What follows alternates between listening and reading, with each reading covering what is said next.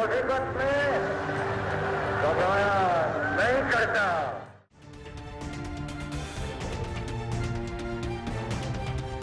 इस वक्त जो एहतसाब का अमल हो रहा है, एक सिलेक्टेड प्राइम मिनिस्टर मुल्क में सिलेक्टेड अकाउंटेबिलिटी कर रहा है। मुस्लिम लीग नून के लेजिस्लेटर्स को गिरफ्तार किया जा रहा है। पीटीआई और पीटीआई के हलीफ एमएनएज और वुज़रा उन पे चाहे कितने संगीन इल्जामात हों, उनके लिए हर किस्म की आज़ादी है। मुस्लिम लीग नून के रहनुमाओं को रोजाना की बुनियाद के ऊपर समात का सामना करना पड़ता है। जनाब नवाज शरीफ ने 165 दिन हाजिरी दी। पीटीआई के रहनुमाओं के रेफरेंसों में कई महीने और हफ्तों की इल्तवा कर दी जाती है। कल अदालत के अंदर उनके ऊपर इल्जामात साबित हुए, आखिर उसका कोई जवाब तो दें। जवाब उसका सिर्फ एक आया कि हम तो चोर हैं, लेकिन बाकी भी तो सारे चोर हैं। एक equal treatment under the law होना चाहिए। जनरल मुशर्रफ की पूरी टीम इस वक्त जो है वो पावर में, उनके भी ऊपर JITs बनाए।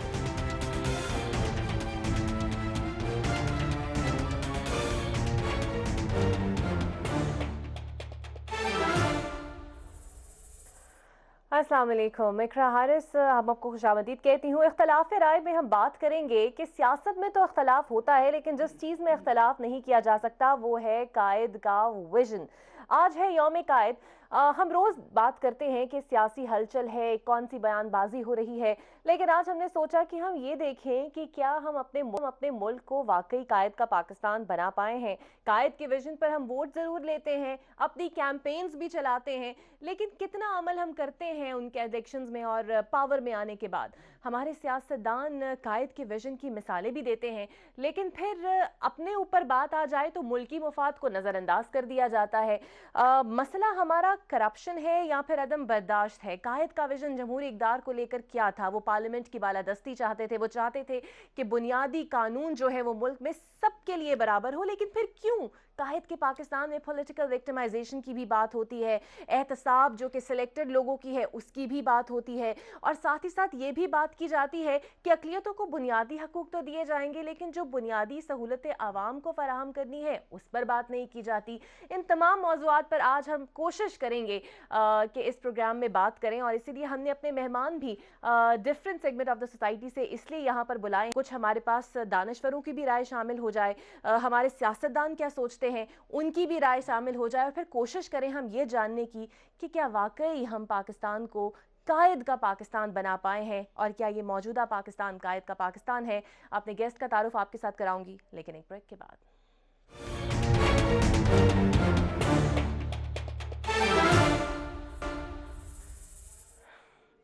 वेलकम बैक नाजरीन। तो आज कोशिश करेंगे ये जानने की कि कायद आज़म मुल्क में तो चाहते थे कि पार्लिमानी जमहूरियत हो, वो वफाकी हुकूमत के बेहतरीन वकील थे। अब सवाल यहाँ पर ये उठता है, क्या हम वाकई पाकिस्तान को उन्हीं खतूत पर बरकरार रखने का अहद कर पाएंगे अपने आइंदा आने वाले दिनों में, आइंदा आने वाले पाकिस्तान के दिनों में? इसी पर हम बात करेंगे। हमारे साथ जो मौजूद होंगी प्रोग्राम में उनका तारुफ आपके साथ करा दूँ। पाकिस्तान तहरीक इंसाफ की बहुत ही अहम रहनुमा और मेंबर पंजाब असम्बली उज़्मा कारदार साहिबा आज हमें ज्वाइन कर रही हैं।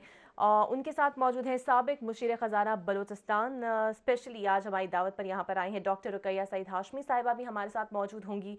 किसी भी तारुफ की मोहताज नहीं है। जस्ट रिटायर्ड नासरा जावेद इकबाल साहिबा वो भी इस प्रोग्राम में आज हिस्सा बनेंगी, और कुछ ही देर में अमजद इस्लाम अमजद जो कि किसी भी तारुफ के मोहताज नहीं है वो भी हमें आगे प्रोग्राम में ज्वाइन करेंगे। उज़्मा कारदार साहिबा, इसमें तो कोई शक नहीं है कि इमरान खान साहब ने अपने जलसों में बात की, आपकी पार्टी के अक्सर तकारीर में और ख़िताबात में और आप लोगों की मुहिम में भी इस बात का बरहम ऐलान किया जाता रहा, बल्कि तमाम पॉलिटिकल पार्टीज़ ऐलान करती हैं कि कायद का पाकिस्तान ये बनाएंगे, नया पाकिस्तान हम बनाएंगे। कितना आपकी पार्टी इस पर कायम अब तक काम कर पाई है, और क्या समझती हैं मौजूदा पाकिस्तान में अगर ये कायद का पाकिस्तान अब तक नहीं बन पाया तो क्यों नहीं बन पाया? इकरा, बहुत शुक्रिया आपने मुझे इनवाइट किया अपने प्रोग्राम में, और ये एक वो दिन है कि आई थिंक मैं बहुत ऑनर्ड फील कर रही हूँ कि मैं एक कायद की एक सालगिरह है और उनके मुतल्लिक बात करने का मुझे मौका मिल रहा है। ये वो शख्स है, मैंने कोशिश की कि मैं गूगल करूँ और इनकी दो चार सेइंग्स लाऊँ, फिर मैंने सोचा कि हमने करना तो कुछ और होता है, कायद के अगर हम असूलों पे चलते या उनकी विजन पे चलते तो आज हम उस नहज पे ना होते कि हम 2 महीने बाद हमें लगे कि हम डिफ़ॉल्ट करने वाले हैं। देखें, कायद हमारा अलमिया ये था कि कायद पाकिस्तान बनने के साल बाद अल्लाह ताला ने उनको मोहलत नहीं दी कि वो एक स्टेबिलिटी ला सकें। नेहरू जो था, मैं आपको बताती चलूँ कि वो 17 साल ज़िंदा रहा ये पार्टीशन के बाद, और वो जो एक सिस्टम में एक इस्तेहकाम आया वो उसकी वजह से आया। हमारी बहुत एक टर्बुलेंट किस्म की हिस्ट्री रही।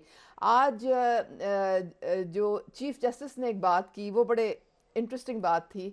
उन्होंने कहा मैं आज बैठा हुआ और कायदे आज़म का फरमान था काम काम और बस काम, और हमने क्या किया है कि हमने उनकी सालगिरह इस तरह से मनाई है कि हम सब घर बैठ गए और हम छुट्टी एंजॉय कर रहे हैं, जबकि उन्होंने हमें कहा था काम काम और बस काम। तो ये छोटी छोटी चीज़ें जो हैं, ये एक एटीट्यूड और एक माइंडसेट होता है। मेरे ख्याल में सबसे बड़ी जो एक चीज़ जो खामी रह गई हमारी लीडरशिप में, वो नंबर 1 के सच बोलना और इंटेग्रिटी, ये 2 बहुत इंपॉर्टेंट चीज़ें हैं। और कायद में तो ये कूट कूट के भरी हुई थी। मैं आपको एक छोटी सी मिसाल देती हूँ कि जब कैबिनेट की पहली मीटिंग होने लगी तो उनका स्टाफ ऑफिसर आया, उसने कहा जी आप प्लीज़ मुझे बता दें कि हमने क्या उनके लिए चाय का बंदोबस्त करना है। तो आगे से कायद ने जवाब दिया कि उनको घर पर चाय नहीं मिलती, क्योंकि ये चाय जो है ये तो टैक्स पेयर के पैसे से है, ये पाकिस्तान के अवाम के पैसे से है। तो पहली चीज़ जो इमरान खान ने आते साथ ही क्या किया, उसने कहा कि ये सारी गाड़ियां भी बेच दो, ये सब भैंसे भी बेच दो। बहुत मजाक उड़ाया गया, ओ ये क्या है, इससे क्या हो जाएगा, इससे क्या पाकिस्तान बच जाएगा। लेकिन इमरान खान ने कहा नहीं, ये मैं गवारा नहीं कर सकता कि मैं 1 रुपया भी पाकिस्तान के अवाम का अपनी ज़ात के ऊपर इस्तेमाल करूं, कि मैं तो खालिस दूध पीऊं और जो पाकिस्तान की अवाम है उसको 2 वक्त की रोटी भी ना मिले और उनके पैसे से मैं अयाशियाँ करूं।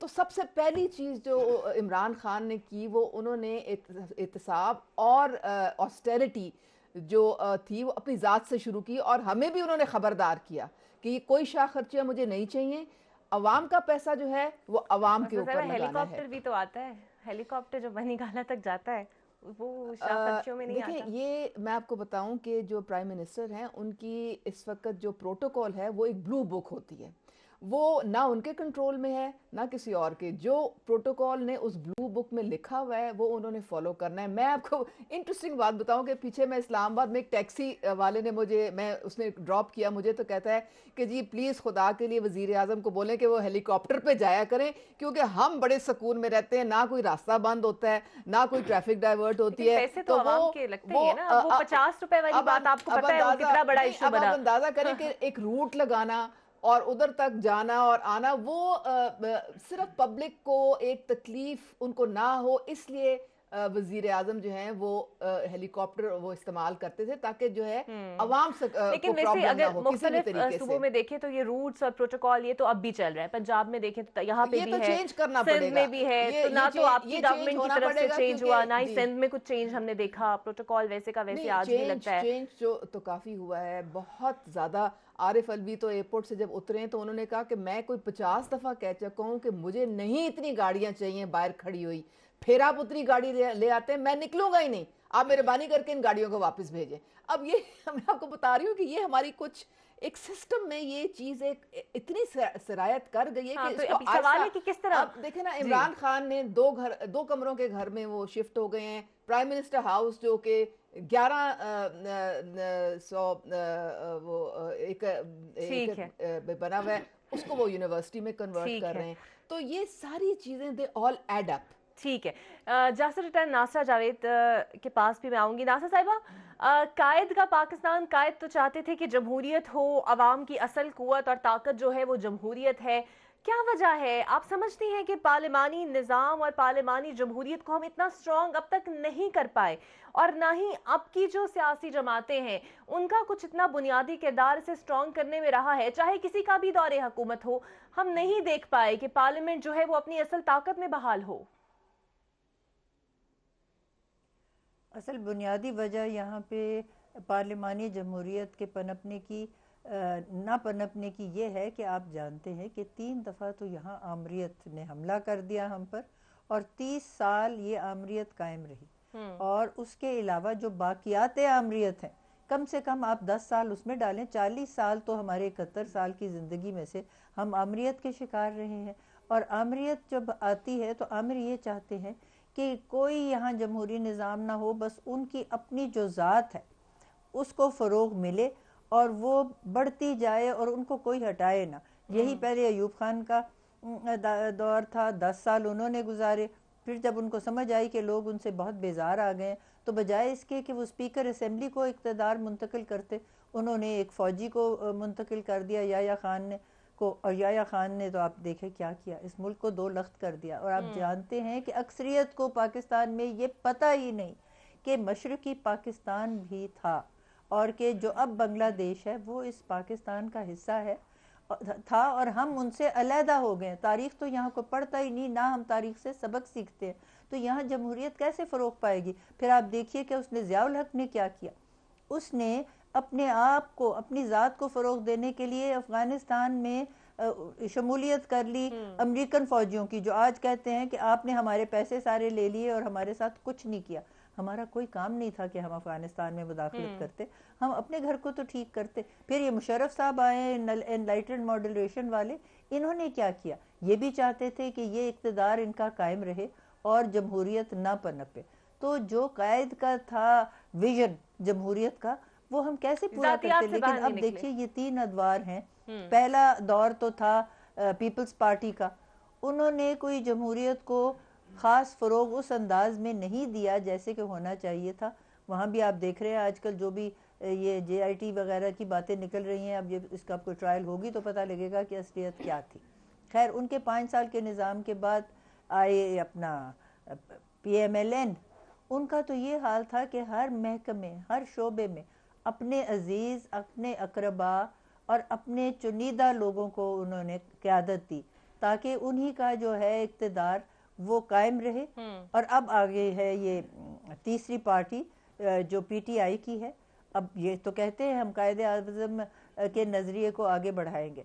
अभी तो 100 दिन हुए हैं, 100 दिन में किसी का कुछ पता नहीं लग सकता। इंशाल्लाह 6 महीने के अंदर हमें अंदाज़ा होगा कि वाकई इन्होंने कायदे आज़म के अक़वाल को अपनाया है। और मेरी दुआ है कि इंशाल्लाह ये ऐसा करें, क्योंकि इसकी पाकिस्तान को बहुत ज़रूरत है। हमारे यहाँ तो सारी ये 71 साल में क़यादत का फुकदान रहा है। कायदे आज़म ने फरमाया था, मैं जानता हूँ मेरी जेब में सब खोटे सिक्के। 1 साल में तो उनका विसाल हो गया और फिर पाकिस्तान जो बाकी लीडर्स थे उनके हाथ चढ़ गया। और वो मैं नहीं समझती कि उन्होंने कायदे आज़म के नज़रियात को फ़रोग़ देने की कोशिश की। पार्लियामेंट बांटती थी तो वो ये सोचते थे कि हमें क्या मरात मिलेगी, हमें फ़ोन मिलेगा नहीं, हमें गाड़ी मिलेगी नहीं। तो इस तरह तो जमहूरियत नहीं पनपती। ठीक है। डॉक्टर रकैया, आप बलूचिस्तान से आपका ताल्लुक़ है, अक्सर सुनते हैं और अब भी पिछले भी दौरे हुकूमत में भी और अब भी बलूचिस्तान की महरूमियों का भी जिक्र होता है। और ये कहना गलत नहीं होगा कि कायदे आज़म के लिए बलूचिस्तान की हैसियत एक बहुत अहम थी, उन्होंने अपने आखिरी दिन भी वहाँ पर गुजारे।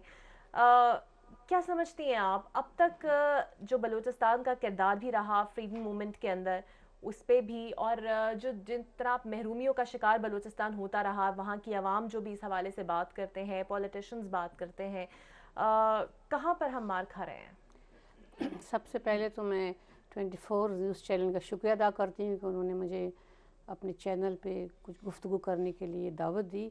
उसके साथ मैं कायदे आज़म की सालगिरह की देखने वाले और सुनने वालों का मुबारकबाद पेश करती हूँ कि आज उनकी हैप्पी बर्थडे हम मना रहे हैं 24 स्टूडियो चैनल में। बलूचिस्तान, जिस तरह बीबी आपको पता है कि पाकिस्तान का 45 या 41% आबादी ज़मीन के लिहाज से है, लेकिन बदकिस्मती एहसास है महरूमी हम 70 साल से देख रहे एहसास है महरूमी है।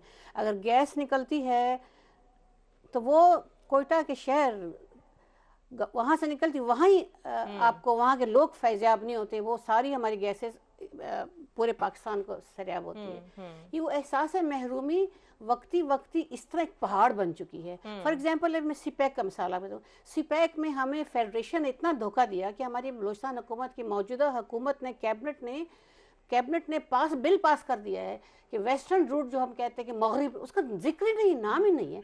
तो हमको क्यों इस्लामाबाद या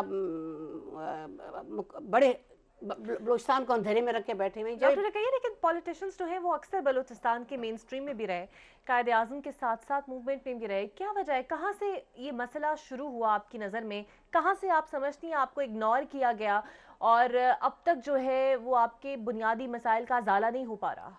अभी देखिए ना, मेरे थर्ड टर्म में MP रही हूँ 3 मरतबा, 2 मरतबा मैं फुल टाइम मिनिस्टर रही हूँ और अल्लाह का शुक्र है खुदा का कि बलूचिस्तान की पहली खातून होते हुए मैंने बजट पेश किया, एक ऑनर फॉर बलूचिस्तान के लिए, फॉर मेरी ज़ात के लिए। बलूचिस्तान के एहसास है महरूमी के कोई अंदाज़ा, जब मैं I was minister IPC inter provincial coordination की मिनिस्टर थी, मैं बलूचिस्तान के इश्यूज़ को, हकूक़ को, ज़रदारी हुकूमत में, पीपल्स पार्टी की हुकूमत में एक खातून अपने सीनियर अफसरों के साथ, चीफ सेक्रेटरी के साथ, जो ब्यूरोक्रेसी के साथ मिलकर यहाँ के मैं चीखती थी, रोती थी, चिल्लाती थी कि ये बलूचिस्तान बलूचिस्तान बलूचिस्तान। तो आखिर एक दिन मैं जरदारी साहब के मशकूर हूँ, जब मेरे बहुत शोर गाँव उन्होंने सुना पीपल्स पार्टी ने कि खातून हर मरतबा आती है, शोर मचा के जाती है बलूचिस्तान बलूचिस्तान, तो मैंने कहा एक मीटिंग कॉल करें। अब यकीन कर भी इस चैनल के वसत से कहना चाहती हूँ कि उन्होंने मीटिंग कॉल की, पूरी ब्यूरोक्रेसी को बुलाया, लेकिन बदकिस्मती मेरी ये थी कि उन 50-40 ब्यूरोक्रेसी में से किसी एक अफसर ने बलूचिस्तान की खिदमत नहीं की थी, वो गया ही नहीं था। तो वहाँ जब मैंने मिनट्स लिखने लगे, मैं NGO मैंने बड़ा काम किया, मैंने बोला मैं मीटिंग सदर साहब को लिख के भेजा, ये मीटिंग मैं कंडक्ट करूँगी ही नहीं अगर आपने मुझे इजाज़त दी। कितने अफसर आप मेरे पास यहाँ बिठाए जिन्होंने बलूचिस्तान का विजिट किया है, उन्होंने एयरपोर्ट भी नहीं देखा है। अगर एहसास है महरूमी यहाँ से शुरू होती है, मतलब अभी सी गवादर जो है वो बलूचिस्तान का हिस्सा है, गवादर बलूचिस्तान का हिस्सा है, बलूचिस्तान गवादर का हिस्सा नहीं है। अब क्या कुछ गवादर में हो रहा है, अभी मैं खुद देख रही हूँ, गवादर आज आ रही है, सिर्फ आपकी डॉक्यूमेंट्री में सब कुछ दिखाया जाता है, नथिंग एल्स। ये जो बात कर रही हैं, अब इमरान खान साहब ने बड़े वाज़ेह अंदाज में कहा था कि बलूचिस्तान को मेन स्ट्रीम में लाकर हम इस पे भरपूर जो है इन्वेस्ट करेंगे और जिस तरह जो गिले शिकवे हैं इनके वो दूर करेंगे, लेकिन जो सूरत हाल है वो आपको नज़र ही आ रही है। मेंगल साहब भी नाराज़ हैं और आपके इत्तेहादी जो हैं वो भी थोड़े नाला नज़र आते हैं, तो क्या हुआ उन वादों का? इकरा, आपने देखा कि जब सेनेट की इलेक्शन हुई थी तो इमरान खान ने अपनी 13 जो वोट्स थे वो अनकंडीशनली बलूचिस्तान के हवाले कर दिए, क्योंकि उन्होंने यही सोचा कि ये महरूमी का शिकार हमने रखा है सूबे को और हमने उसको एम्पावर करना है, एक डिसीजन मेकिंग रोल में लेके आना है। और हमारे सपोर्ट की वजह से संजरानी साहब जो हैं वो सेनेट के चेयरमैन बने। तो बलूचिस्तान जो है उसके साथ बड़ी ज़्यादती हुई है, लेकिन मैं माजरत के साथ ये कहूँगी कि ज़्यादती करने वाले भी कुछ बलूचिस्तान के अपने लोग भी थे जिनको आप सरदार के ज़ुमरे में कहते हैं, क्योंकि सरदारों ने देखें हमें ये सरदार असेंबलियों में आते हैं और वो अपने कबीलों में वो अपने हाकिम होते हैं, फंड्स भी मिलते रहे हैं। जब ये 18वीं तरमीम के बाद तो अरबों रुपए वहां पे गया और हमने देखा किस तरह से वो अरबों रुपए बिस्तरों के नीचे से, अलमारियों के अंदर से, और किस तरह से वहाँ करप्शन हुई और लोगों को समरात बिल्कुल नहीं वो मिले। देखें, ये गवादर एक ज्वेल है, एक हीरा है, और ये इस तरह का पोर्ट बहुत कम है दुनिया में कि किसी मुल्क के पास हो। और यहाँ बलूचिस्तान में जो मादनियात हैं उस पे पूरी दुनिया की नजर है, क्योंकि कॉपर हो जाए, गोल्ड हो जाए, गैस हो जाए, अल्लाह ताला ने इतना हमें वहां पे नवाजा है कि हमारी सोच से ये ज्यादा है। यहाँ पे अभी एक्सॉन एक अभी कंपनी है जो 17 साल बाद आई है, और वो जो एक्सप्लोर करने लगे हैं वो कहते हैं कि अगर ये गैस का जखीरा मौजूद है और लीक नहीं हुआ तो 50 साल तक आपकी गैस ठीक है। और एक सवाल, 25,000 स्कॉलरशिप मिले हैं CPEC के हवाले से, 25,000, जिसमें बलूचिस्तान का एक बच्चे को स्कॉलरशिप में हिस्सा नहीं मिला। अच्छा, नहीं होगा तो क्या होगा? अच्छा, ये एक सवाल है, मैं वापस आऊंगी और चाहूंगी कि नासा साहिब पर इस पर कमेंट करें कि कायद का विजन ये तो नहीं था कि तमाम चीजें और तमाम रिस्पॉन्सिबिलिटीज और पॉलिटिकल पार्टीज पे हैं और उन्हीं के विजन पर है। इनफरादी तौर पर भी तो हमारी कोई रिस्पॉन्सिबिलिटी और रोल है ना। कायद का विजन वहां पर हम क्यों भूल जाते हैं? और एहतसाब का नारा जो मुल्क में लगाया जाता है, ये एहतसाब जरूरी है, यहाँ पर अदम बर्दाश्त है इस मुल्क पे। इस पर भी बात करेंगे एक ब्रेक के बाद।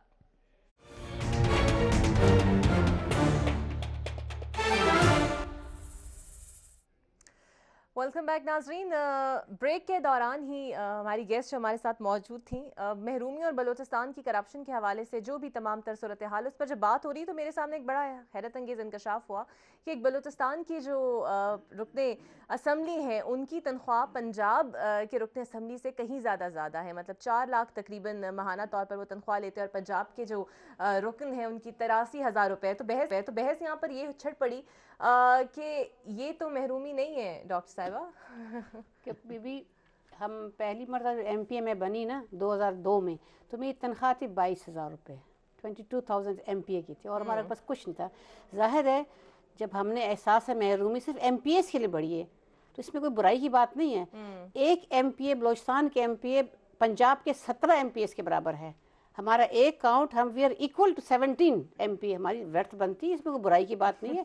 असेंबली ने पास किया है, कानून साजी हुई है, सारा कुछ, इससे कौन सी बुरी बात है। आप जरा ये भी बता दें कि आपकी पॉपुलेशन का रेशियो क्या है, बलूचिस्तान की पॉपुलेशन का रेशियो भी बता दें। एक आबादी का, आप आबादी की बात ना करें, आबादी की बात करें, आबादी की बात ना करें, आप एरिया की बात और करें। एरिया 22% एरिया है लैंड मैस पाकिस्तान का। आबादी आपकी जो है पंजाब से मेरे ख्याल में 12वां हिस्सा भी नहीं है। बीबी आप लेकिन पॉपुलेशन तो आपकी ज्यादा है। गलतियां देखें हम सारों ने की है, लेकिन पॉपुलेशन आपकी ज्यादा है जी, जमीन हमारी ज्यादा है। उस जमीन को तो आप लोग निचोड़ के आप पंजाब सब लेके जा रही है। अब बात ये है कि इस देखिए बात सूबे के से हमें निकलना आप लोगों की असेंबली है, आप लोगों के वहाँ पे गालिबन में है 60-70 आपके नुमाइंदे हैं, 65 असेंबली के मेंबरान हैं हम लोग। क्योंकि मेरा उनके साथ काफी इंटरेक्शन होता है, हमारे आपके पंजाब के तो खवातीन को पता भी नहीं है कि पंजाब बलोचिस्तान कोयटा कहाँ पे, पेशावर कहाँ पे। मैं पिछले हफ्ते कोयटा होके आई हूँ। अच्छा, अमजद साहब हमारे साथ मौजूद है, सारी ब्रीफिंग भी दी गई है आपको लेकर के अलावा भी हमारे साथ मौजूद है, हमें लेके गया है, हमने सारा विजिट किया है। ठीक है अमजद इस्लाम हमारे साथ मौजूद है। बहुत शुक्रिया सर आपके वक्त का। आप सुन ही रहे होंगे जो गुफ्तगू यहाँ पर हो रही है। हम बात कर रहे हैं, मेरी समझ में आई नहीं कि इसका कायदे-ए-आज़म से गुफ्तगू को क्या हम बात सिर्फ ये है कि महरूमी से बात शुरू हुई थी कि महरूमी अवाम की तो महरूमी है, लेकिन जो उनकी असेंबलियां हैं वो हरगिज, वो उनके सामने हम महरूम हैं जो पंजाब के लोग हैं। तनख्वाह से बलोचिस्तान की महरूमियां खत्म नहीं हो सकती। अमजद इस्लाम साहब से उनका मौक़िफ़ लेते हैं। सर, ये जो कायद का विजन है, it's not only for the politicians, individually भी तो अप्लाई हो रहा है। अब आप देखिए, हम ऐसा क्यों है कि हम मजबूरी तौर पर तो इसमें फंसे हुए हैं, लेकिन इंडिविजुअली अगर बात करें, अवाम बहसीयत एक अवाम के शहरी होने की बात करें, तो हम अपने ऊपर ये चीज़ अप्लाई नहीं करते। हाँ जी, वो बात सही। देखें, कायद का सबसे बड़ा पैगाम जो है, जो हमें सीखना चाहिए कि जो भी बात उन्होंने दूसरों को कही, उन्होंने सबसे पहले उसको अपने ऊपर अप्लाई किया। और मैं समझता हूँ कि अगर यही सिलसिला जो है, इसी बात को हम पकड़ लें आज इतने बरसों के बाद कायद के पैगाम को, कि जो चीज हम हमारा और दीन में भी यही है कि भाई जो चीज अपने लिए पसंद नहीं करते वो दूसरे के लिए क्यों करते हो, और जो अपने लिए मानते हो वो दूसरे के लिए उसकी मुखालफत क्यों करते हो। तो ये जो स्पेस देना है खुशदिली के साथ, मैं समझता हूँ ये किसी भी मुआशरे के लिए बहुत जरूरी है। ये बातें हंसी मजाक में भी हो सकती हैं, अभी जो आप कर रहे थे, और संजीदा भी हो सकती हैं, लेकिन असल मसला जो है वो यही है कि सबको, हर चीज को उसकी जगह पे रखा जाए और हर एक को अगर उसका हक दिया जाए, तो मेरे ख्याल में फिर किसी किस्म का झगड़ा, ये जो आजाद शुमार वगैरह होते हैं, जमीन कितनी है, आबादी कितनी है, ये सब बेमानी हो जाते हैं। असल चीज ये है कि हम जिसका हक है उसको पूरा हक दें और अपना पूरा हक लें, और इस तरह मेरा ख्याल है कि शायद कायद को बेहतरीन ट्रिब्यूट हम इसी तरह से पेश कर सकते हैं। ठीक है। और अमजद इस्लाम साहब, ये कायद-ए-आज़म का विजन के हिसाब से पाकिस्तान है, हम कितना इसको बना पाए हैं, कितना रास्ता अभी बाकी है उस पर चलने का? देखिए जी, बात यह है कि हमने असल में कुछ डिप्रेशन को फैलाने का शौक ज्यादा पाल लिया जरूरत से। है बिलाशुबा 70 साल की तारीख में हम देखते हैं तो चीजें उस तरह से यकीनन नहीं हुई जिस तरह से कायद सोचते थे या जिस तरह से होनी चाहिए थी। लेकिन अगर इसकी पॉजिटिव साइड भी है, अगर इसका एहसास जिंदा है और हम इंडिकेट कर सकें कि हमसे कहाँ कहाँ गलती हुई और कायद हमें क्या कहना चाहते थे और नहीं किया, तो मैं नहीं समझता कि ये वेस्टेज है। This is part of life. जिंदगी में तजर्बे होते हैं, कौमें गलत फैसले करती हैं, उनकी रफ्तार सुस्त हो जाती है, डीएल हो जाते हैं, ओके। लेकिन अगर ये शऊर जिंदा रहे और वो कमिटमेंट जिसके लिए ये सारा खेल शुरू हुआ वो जिंदा रहे तो चीजें ठीक हो सकती हैं। तो मैं भी हमेशा, मैं वैसे भी बड़ा मैं समझता हूँ कि एक ऑप्टिमिस्ट आदमी हूँ, तो मैं कहता हूँ कि हमें अपने बच्चों को चीजों के जो पॉजिटिव रुख पॉसिबल हैं वो दिखाने चाहिए और खुद भी उनकी तरफ बढ़ना चाहिए। बाकी ये जो मसले हैं इनको भी ठीक है, इनके साथ इनकी भी बातचीत होनी चाहिए, लेकिन इसको इतना ज्यादा नहीं बढ़ाना चाहिए। ठीक है अमजद साहब, आप तो हिस्टोरियन भी हैं, तारीख आपने देखी भी है, हम कहाँ खता कर बैठे और कहाँ सजा पाई हमने?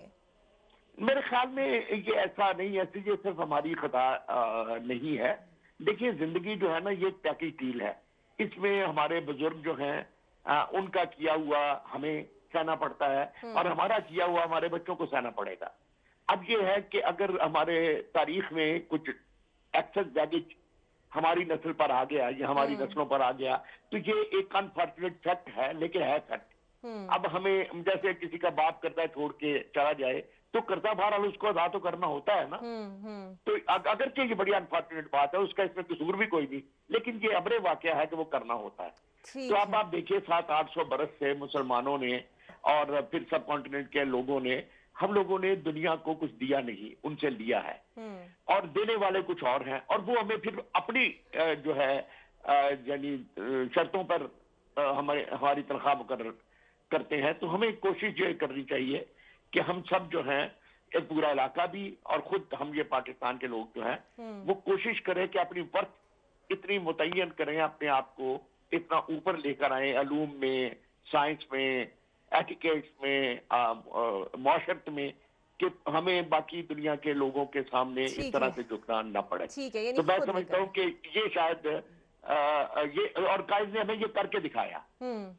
बिल्कुल, उनके पीछे तो कोई कुव्वतें नहीं थी, उनके सामने तो कोई भी ऐसी गवर्नमेंट मौजूद नहीं थी जो उन्हें सपोर्ट कर पाती जिस तरह आज हमारी गवर्नमेंट है। नासर साहिबा, ये जो अदम बर्दाश्त का रवैया है, आज के दिनों में एहतसाब का शोर, पॉलिटिकल विक्टिमाइजेशन की इल्ज़ाम, उसके बाद यकतरफा एहतसाब की बात, सियासी गिरफ्तारियों की बात, ये तमाम तर चीज़ें देखी जाएं तो क्या असल मसला हमारा एहतसाब और करप्शन है या फिर अदम बर्दाश्त है? दोनों बातें आपने जो जिक्र किया ये सही है कि करप्शन भी बहुत है, और कायदे आज़म ने हमें खबरदार किया था 3 चीज़ों के खिलाफ। अंग्रेजी में बात करते थे, उन्होंने कहा I would warn my citizens that we must avoid nepotism, jobbery and corruption. अब ये करप्शन इसमें से सबसे ज़्यादा है और नेपोटिज्म भी है। जो एक दफ़ा इक़्तिदार में आ जाता है वो कहता है ये इक़्तिदार मुंतकिल हो तो मेरी औलाद को हो, फिर दर औलाद हो, ये तो नेपोटिज्म हो गई। जॉबरी ये है कि कोई काम सिफारिश के बगैर होना ही नहीं है, और करप्शन तो ये है कि जो आपके सामने अब आ रहा है। तो एहतसाब हमें करना बहुत ज़रूरी है। अगर हम एहतसाब नहीं करेंगे और इसी रास्ते पे चलते रहेंगे जैसे हम पीछे चले हैं तो फिर तो यकीनन पाकिस्तान को कामयाबी से हम अदल व इंसाफ तो बराबर होना चाहिए कायदे आज़म का, कि जो ये एहतसाब है ये अक्रॉस द बोर्ड सबका एक जैसा होना चाहिए। ये नहीं कि किसी के लिए मासा और किसी के लिए तोला। तो अगर इस बात का ख्याल रखा जाए और सबका एहतसाब हो यकसा, तो मैं समझती हूँ यकीनन हम बेहतर हालात में आ जाएंगे। और जैसे कि कायदे आज़म ने कहा कि ख़वातीन ने तहरीक पाकिस्तान में भरपूर हिस्सा लिया और वो यही चाहते थे कि पाकिस्तान की तरक्की और तामीर में भी उसी तरह ख़वातीन हिस्सा लें जैसे उन्होंने तहरीक में लिया था। और वो उनको 4 दीवारी में बंद रखना जुर्म और गुनाह उन्होंने गर्दाना। तो अब वाकई ये हमारे हाथों में है, हमारी ख़वातीन के हाथों में है कि अगर मर्द जो हैं वो सही तौर पे नहीं करप्शन को अवॉइड कर सके, तो हर मर्द के पीछे एक खातून होती है, घर में करप्शन दाखिल होती है क्योंकि बीवी भी उसका साथ देती है। अगर हम ना साथ दें और हम खुद क़यादत में हैं और हम कोशिश करें कि हम अपनी मिसाल दें, तो फिर यकीनन हम बेहतर रास्ते पे चलेंगे। ठीक है डॉक्टर साहब, ये करप्शन की भी बात की, बहुत खूबसूरत उन्होंने बात की कि घर से ही शुरू होती है। अब महरूमियों का जिक्र तो किया जाता है बलूचिस्तान में, लेकिन फिर अब जब देखते हैं और ख़बरें आती हैं कि वहाँ पर ही किसी सरकारी अफसर के घरों से जो सोने के मुंह खुले हुए हैं, उनके घरों में डॉलर बरामद हो रहे हैं, सोने के सेट बरामद हो रहे हैं, महरूमी थी तो ये सब कहाँ से आया? करप्शन तो वहाँ पर भी बहुत ज़्यादा है। जी डॉक्टर साहबा। जी नहीं, आपकी बात को मैं इत्तेफाक करती हूँ आपकी बात से कि बलूचिस्तान में ये बदकिस्मती से ये वाक़या हुआ है। ये यहाँ पे ज़रा मैं वाज़िया ज़रा फ़र्क आपको बताना चाहूँगी कि वहाँ तो आपको चीज़ें नज़र आ गई। करप्शन की तो कोई हद नहीं होती है, वो ऐसी करप्शन है कि जिसमें हमारे इस वक्त जो करप्शन की नज़र में कि 3 मरतबा इलेक्टेड वज़ीर आज़म कागज़ों में उसके ऊपर प्रूफ लेकर आ रहे हैं, वो भी करप्शन का एक हिस्सा बनता है। लेकिन ये जो इतनी करप्शन निकल आई, कोई इतनी वो मैं समझती हूँ कि अफसोस का मकाम ज़रूर है। हुकूमत से गलतियाँ हुई हैं, उसका भी मैं उस हुकूमत का हिस्सा रही हूँ, गलतियाँ हमसे हुई हैं, लेकिन बड़े अब उसको कटहरे में बैठे उसका हिसाब किताब हो रहा है। और इंशाअल्लाह ताला ये मौजूदा हुकूमत इमरान खान की सरबराही में जो हम उनके सपोर्ट, हमारा बाप बलूचिस्तान अवामी पार्टी फुल सपोर्ट के साथ हम उनके साथ दे रहे हैं कि उनकी करप्शन में, उनके हर हालात में बलूचिस्तान अवामी पार्टी मौजूदा हुकूमत की सरपरस्ती कर रही है, उनका हाथ सत्ता में बैठे। अच्छा, उसमें मैं चाहूंगी कि आप इस पे थोड़ा कमेंट करें। आज का दिन एक अहम दिन है, आपने कहा भी कि हमने छुट्टी मना ली और उनका विजन तो था काम काम और काम। अब चलें, अगर छुट्टी हो भी गई, ये सिर्फ आपकी पार्टी से रिलेटेड नहीं है, लेकिन आज के दिन की अगर हम डेवलपमेंट देखें तो इमरान खान साहब की जानिब से एक ट्वीट किए गए, कायद के विजन के हवाले से उन्होंने बात की, मुल्क में कैसा निज़ाम होना चाहिए, वो भी ट्विटर के ज़रिए उन्होंने हमें बताया। ऑपोजिशन की जानिब से जहाँ से वही पॉलिटिकल विक्टिमाइजेशन एहतसाब की बात हुई, वहीं पर हुकूमती ऐवानों से उसी के ही बारे में जवाब सामने आए। यहाँ तक कि जिन लोगों ने मज़ार कायद पर जाकर हाजिरी दी, उन्होंने बाहर आकर सियासतदानों पे ही तनकीद के निश्तर बरसा दिए, कायद के विजन पर कोई बात नहीं की। हमारी भी तो गलतियां मौजूद है ना। आज के दिन के हवाले से हो सकता था कि हम आज ये सब ना करते और आज के दिन की सही तौर पे आवाम को बता सकते कि कायद का विजन क्या है और हम कितना उस पर काम करना चाहते हैं। ये रोज बयानबाजी तो रोज होती है। इकरा, फिर आप लोगों की रेटिंग्स का क्या बनता? फिर आपकी ब्रेकिंग न्यूज कहाँ से आती? आपकी ब्रेकिंग न्यूज कहाँ से आती? अगर आज देखें, दो बड़े इंपॉर्टेंट बातें थी। एक तो कायद की हमारी बर्थडे थी और हमें फुल उनको सेलिब्रेट करना हमारे लिए एक बड़ी ऑनर था। ऊपर से क्रिसमस भी थी, हमारी माइनॉरिटीज़ हैं, हमें बिल्कुल उनके साथ उनकी खुशियों में शामिल होना था। लेकिन बात सारी ये है कि आप लोग कितना आपने उन इवेंट्स को, आई एम श्योर इवेंट्स हुए, अभी मैं वहीं से आ रही हूँ गवर्नर हाउस से, आप भी वहीं पे थी, वहां पे ये क्रिसमस का कितना ज्यादा आपने उसको इम्पोर्टेंस दी और कितनी शेख रशीद के बयान को इम्पोर्टेंस दी जो कायद के मज़ार के बाहर आके उन्होंने दिया। तो ये तो आप देखें ना, आप लोगों को मजा ही बड़ा आता है, आप लोगों को मजा ही बड़ा आता है। उस पे कर रहे हैं जो हम समझते हैं कि अवामी इंटरेस्ट के लिए। लेकिन मैं कुछ बात करना चाहूंगी। देखिए, मुझे अब बहुत ज़हन में आ रही थी कि हमारा एक कागज का पुर्जा जिसे कहते हैं आईन, कॉन्स्टिट्यूशन ऑफ पाकिस्तान। इकरा, आप पूछे थे where did we go wrong? We went wrong कि हमने उस कागज के पुर्जे को कोई इंपॉर्टेंस नहीं दी, उसको एक डस्टबिन में जाके उसकी जीनत बना दिया। इंडिविजुअल्स बहुत स्ट्रांग हो गए और सिस्टम्स हमारे वीक हो गए, इदारे हमारे तबाह हो गए। और जब आपके इदारे वीक हों, तबाह हों, तो फिर जो इंडिविजुअल्स हैं ना, जो वो फिर उनको मैनिपुलेट करते हैं, वो उनको अपने घर की बांदी बनाते हैं, वो उनसे फायदे उठाते हैं। तो फिर आपका जो पूरा सिस्टम है वो कोलैप्स। कायद आज़म की मैं आपको एक बात बताऊं, बड़ी अच्छी एक बात है। पाकिस्तान बनने के बाद कोई 6 महीने बाद ब्यूरोक्रेसी ने आके कायद आज़म को कहा कि जी खजाना तो खाली है, लेकिन आप अवाम को, लोगों को ना बताएं, वो हम कुछ कर लेंगे। तो आगे से आपको पता है कायद आज़म ने जवाब क्या दिया? उन्होंने कहा कि जो मालिक हैं इस मुल्क के, उन्हीं से मैं हकीकत छुपाऊं। ठीक है। वैसे हकीकत तो आजकल हमें कम ही पता चलती है, अक्सर ट्विस्ट स्टोरीज ही पता चल रही है। सच बोलना ही छोड़ दिया। मैं चाहूंगी कि ये जो तमाम तर हम बात कर भी रहे हैं, आप अपने ही कुछ लिखे हुए अशार में या कुछ लिखी हुई लाइंस में इसको खूबसूरती से सम अप करते जाए हमारे लिए। नहीं, इस तरह तो मुझे शायद याद नहीं लिखी, लेकिन मैंने कायद पे बहुत नज़में लिखी है। एक नज़्म है खास तौर पे, उसका जो पस मंजर है, मुझे ज़ियारत जाने का इत्तफाक हुआ, एक टीवी का कोई मुशायरा वगैरह टाइप था, तो मैंने वहां मैं उन रेजिडेंसी में फिर रहा था, तो 1 मिनट के लिए वो जिसको आप कहते हैं ना फ्लैशबैक में आप चले जाते हैं, तो मुझे ऐसा लगा जैसे आदमी फ्लैशबैक में जाके एज इफ के कायद कहीं इधर हमारे अराउंड कहीं मौजूद होंगे। तो अगर वो यहाँ से जिस तरह हम देख रहे हैं पाकिस्तान को, वो देख रहे हो तो कैसा फील करेंगे। इस पे मैंने एक नज्म भी लिखी है। देखिए, जो बातें मैं आपकी बातें भी सुन रहा था, ये जो हमारी डिप्रेशन और फ्रस्ट्रेशन है ये बिल्कुल जायज है, इसमें कोई गलत बात नहीं है। लेकिन डिप्रेशन और फ्रस्ट्रेशन किसी मसले का हल नहीं होते।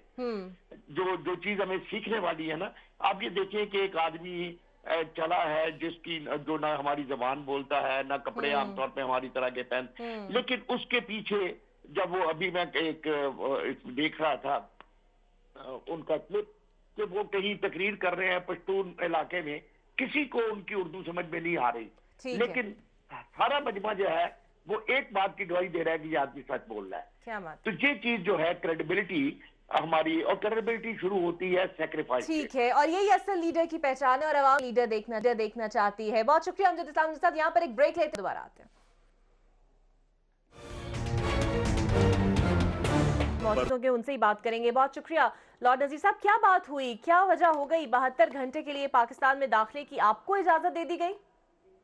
इकरा, आपको याद होगा 27 नवंबर को गवर्नमेंट पाकिस्तान की तरफ से जो प्राइम मिनिस्टर के एडवाइजर हैं उन्होंने अनाउंस किया था कि नेकब की जो कंडीशन है वो ख़त्म हो गई है। प्राइम मिनिस्टर साहब को उन्होंने खुसूसी तौर पे रिक्वेस्ट किया था कि नेकब जो national identity card for overseas Pakistanis हैं वो उसकी ज़रूरत नहीं होगी। तो सारे लोग मुझे यही बता रहे थे, मेरा जो नेकब कार्ड है वो एक्सपायर हो गया था, और जाहिर है बहुत सारे और लोगों ने भी मेरी तरह यही सोचा कि अब इसकी ज़रूरत नहीं है। जब यहाँ पे आया हूँ तो मुझे जो FIA वाले अफरान हैं वो अच्छे थे। उन्होंने मुझे कहा जी कि आपको परमिट 72 घंटे का परमिट मिल सकता है अगर आप पाकिस्तान जाना चाहते हैं, रहना चाहते हैं। तो मैंने परमिट लेके वहां से मैं दाखिल हो गया। अब मैं क्योंकि मीरपुर आजाद कश्मीर में आया हूं तो यहाँ पे फॉर्मर चीफ जस्टिस अब्दुल मजीद मलिक साहब भी तशरीफ रखते हैं, बहुत सारे दूसरे लोग भी। इनकी अपनी जजमेंट से और इन्होंने मुझे इस बात को पे याद दहानी करवाई कि जो जुरिस्डिक्शन है वो पाकिस्तान की वैसे भी आजाद कश्मीर में नहीं है, और क्योंकि मैं बाशिंदा रियासत जम्मू और कश्मीर हूँ तो ये जो कानून है, ये जो 72 घंटे की एंट्री मुझे मिली है, ये इसकी लीगल कोई जवाब नहीं है। और फिर क्योंकि जाहिर है मैं कश्मीर के ऊपर तो लॉर्ड साहब ये गलती किसकी है? सफारत खाने की गलती है? किसकी गलती आप समझते हैं ये वजह हुई आपके साथ? देखिए, मैं इमरान खान की तो नहीं समझता हूँ, लेकिन जो उनके एडवाइजर जो हैं उन्होंने जो अनाउंसमेंट की, क्योंकि ये 100 दिन के अंदर जो इन्होंने अनाउंसमेंट करनी है कि हमने ये अचीव किया वो अचीव किया, तो इसमें वो अपनी जो है वो क्रेडिबिलिटी एस्टैब्लिश करने के लिए शायद उन्होंने अगर उनको वजीर बनाया गया या जो भी है वो उन्होंने किया है, लेकिन मिसगाइड किया है लोगों को। और स्पेशली मैं कह सकता हूँ, देखिए मैं एज अ बाशिंदा रियासत जम्मू कश्मीर में एक्चुअली क्योंकि स्टेटलेस लोग हैं हम कश्मीरी, तो मैं तो एक्चुअली UN में भी जा सकता हूँ, वहां से भी जो है वो अपना ट्रैवल डॉक्यूमेंट ले सकता हूँ पाकिस्तान। नहीं, आप तो पाकिस्तान का हिस्सा हैं और उम्मीद करते हैं कि इस मामले पे जरा ज्यादा नजरसानी होगी। उस बार कायदा साहिबा ये जो इशू हुआ है, इकरा मैं माजरत करती हूँ ऑन बिहाफ ऑफ जो इनको इनकन्वीनियंस हुई। मेरे ख्याल में ये कोई टेक्निकल इश्यूज हो गए, एक अनाउंसमेंट कर दी एडवाइज़र साहब ने, और फिर उसकी इम्प्लीमेंटेशन में और उसके जो बाकी और मोडालिटीज़ थी वो नीचे इनसे सॉर्ट आउट इतनी नहीं हो सकी, वो कोई ना कोई लकूना इधर उधर से निकल आया, तो जो उस वक्त ये लोग नहीं हैंडल कर सके। लेकिन इंशाल्लाह ताला आई एम श्योर ये बात पहुंच गई होगी और दे विल मेक अ अस्सलाम वालेकुम कहूँगी। आप तो लंदन में, UK में पाकिस्तानी के रूह रवा हैं। नहीं जी, बहुत रिस्पेक्टेबल पर्सनालिटी है and he is well known. क्या हाल है, आप ठीक हैं, खैरियत से? ठीक है, हमारा प्रोग्राम खत्म होने वाला है। नासिर जावेद साहब, मैं चाहूंगी कि आप आखिरी कमेंट कर दें, किस चीज की अहम जरूरत है आज के इस पाकिस्तान में और कायद के पाकिस्तान में ताकि वो अचीव हो पाए? 3 चीज़ें हमें कायद आज़म के अक़वाल ज़रनी से ज़ाहिर होती हैं। हमें इत्तेहाद की सख्त ज़रूरत है। हमने सकूत ढाका से कुछ नहीं सीखा। जो महरूमी का एहसास इस वक्त बलूचिस्तान को है, वो उसका इलाज हमने पंजाब में करना है। और हमने ये देखना है कि जितने भी यहाँ हैं शहरी, सब के साथ बिल्कुल इंसाफ हो। ठीक है, बिल्कुल, और इंसाफ होना चाहिए और सबके लिए बराबर होना चाहिए। बहुत शुक्रिया नासा जावेद साहिबा आपका, उज़मा कारदार साहिबा आपका, डॉक्टर रुकैया सईद हाशमी और अमजद इस्लाम अमजद भी इस प्रोग्राम का हिस्सा थे। आप सबका बहुत शुक्रिया। हम उम्मीद यही करते हैं कि वाकई कायद का पाकिस्तान उसी तरह बने जो कायद ने सोचा था, और पूरी आवाम के लिए हमारे लीडर्स उन्हीं अफकार पर अमल करें जो कायद ने सेट किए हैं। बहुत शुक्रिया आपका।